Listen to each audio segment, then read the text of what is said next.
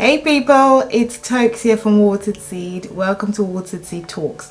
Now in this video, I want us to discuss privilege. Do you think you're privileged? Join us. Let's dive in. So when we talk about privilege can be put into different pots, right? We can talk about privilege when it comes to race. We can talk about privilege when it comes to ethnicity. We can talk about privilege when it comes to gender. We can talk about privilege when it comes to our social class. We can talk about privilege when it comes to pretty much everything. The list is unending when we're talking about privilege. But today I don't want to talk about that side of privilege, not because it doesn't exist, because I've been thinking about it for the last couple of days with everything else going on in the news. And my mind was thinking about positivity in the midst of everything going on at this point in time in regards to just equality and injustice and all the things going on. And I wanted to access my true privilege, the privilege that I felt like external sources couldn't get into. And that is the conversation we're talking about today, is my understanding of true privilege. Now, I was reading The School of Life the other day, and it defines true privilege as an emotional phenomenon. True privilege is a nectar of love. But first, let me talk about a little bit about my background. So I grew up in Lagos, Nigeria, and my father was a hardworking man, and same was my mother. Now, my mother was the daughter of a head teacher, so she was exceptionally a hard worker, and she was absolutely empathic at heart. She was so kind. I grew up knowing that I was privileged, not because I had everything money could buy, but it just felt like I was. Also, I felt like the people around me thought I was privileged, perhaps because of the things that my parents were able to provide. But I really don't think that that is really what defines true privilege. Now, I have spoken to children of, wealthy parents, and I've said to them often that you are privileged. But they look at me, they raise their noses at me and they say, what do you mean privilege? I was lonely most of the time. I was unhappy most of the time. I was left with the maid most of the time. So what do you mean privilege? You mean privilege in regards to we're wealthy? Or do you talk about true privilege? And this got me thinking a lot as to what do we tell our children that true privilege is? Is it based on our social class? Is it based on our race, injustice? Is it based on having things equal in regards to the country or where we live? And I know all of these things are important. Don't get me wrong. I'm not saying that they're not important. But I think that also we need to be going back into the basis of what really privilege is. For me, my understanding of true privilege is when a parent or a guardian sets time aside to support and understand the fears that is within a child. For someone to be able to set aside time for us or for our children or for young girls out there to be saying, you matter. Tell me what the matter is. Tell me what the problem is. In fact, sometimes they don't actually have to voice what is wrong with them. But as their parents, we understand the underlying things that they're not explaining to us. Because as a society, we cannot just define privilege equating to just money and wealth and race and all of these other things that we know matter in the world. There is also some importance to nurture, to connecting, to loving, to concern. Because for me, true privilege is those three things. Is to love someone, is to be concerned about that person, and is to be able to connect with that person. Because at this point in time, there were things that I thought that I was privileged to growing up, but at the same time, it would be in the middle of a movie, watching a movie, and we would have electricity turned off on us, and we used to call it NEPA.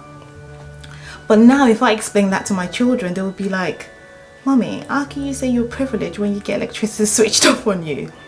Absolutely, I understand that. So I believe that our privilege bases are almost different, depending on our childhood, depending on our foundation, depending on the things that we think are important to us. Because I feel like privilege really varies. It does really vary. And I don't think we should get to the point where we tell our children that they have to have it all to understand what true privilege is. Because privilege, to me, is telling our children the truth, that they're not perfect and we're not perfect. And so we don't want them going into the world thinking that they're perfect. Privilege is to have an education as a girl, because there are countries in the world where it is a no-no for girls to have an education. Privilege to me is to be able to birth a child, because that is a miracle on its own, and I feel like it is a privilege. Privilege to me is to have a support system of people who love me. That is privilege. I mean, privilege is vast in regards to however we want to explain what it is. And I don't want us as a society to just almost put privilege into that box that only has to be given to us. And until it is given to us, we have no other privileges. Until it is given to us, we're almost like unhappy about what our lives is about. And I don't want it to be that way. I understand the racial, the racism going on at the moment in regards to the media. I understand the injustice, the inequality, but all of those negative things happening. I want us to move away from this and looking at this video and looking around us and saying to ourselves, are we privileged? Do we have something to be happy about, to say, I am privileged? Do our daughters look around us to say, I am privileged? I have a roof, I have shelter, I have parents, I have lovely friends. That is a privilege, because some people don't have that privilege. Am I in good health? Am I well today? That is a privilege, because some people don't have that privilege. And so I don't want us to, again, have the notion that we have to have it all to be privileged. We have to have it all before we start to appreciate our true privileges in life. We don't have to have it all. We don't have to wait to have it all to then be able to appreciate what our privileges are. We need to understand our privileges right now. We need to accept and love what we can have right now. Yes, we will continue to fight for all of those things that we don't have, but we need to enjoy what we have. We need to explain to our children how to enjoy what they have, because if we keep looking ahead of the things that we need to have, we will really never enjoy this moment right now. And this moment is here to be enjoyed.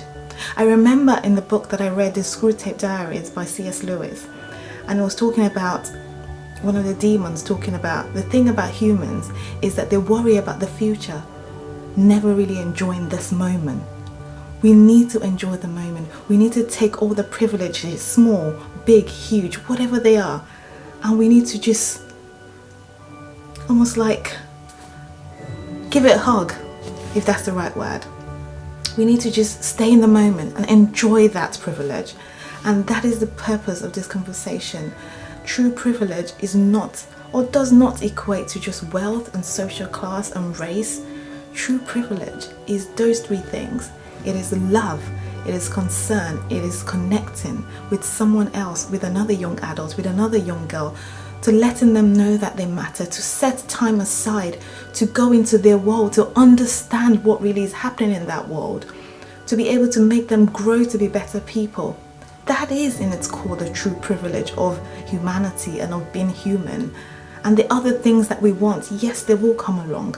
But please guys, let us take a moment, in spite of all the negativity going on out there, to understand that we each have our own privileges.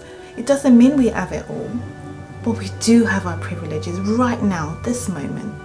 So please, as I always say, stop, think, reflect on this privilege we have to a world where we can access the things that we are truly passionate about. No one can stop that. No one can stop that. We are the only person that can stop ourselves from actually being our best potential. And because no one can stop that, there could be external factors that limit it, but no one can really stop it. So guys, please take a minute and let's think about our privilege. In fact, let's write them down, because when we write them down sometimes it sinks in regards to what we have. And then we can take that moment to be content. Okay, I've now come to the end of this video. I hope you enjoyed it. We will see you soon. Okay, bye.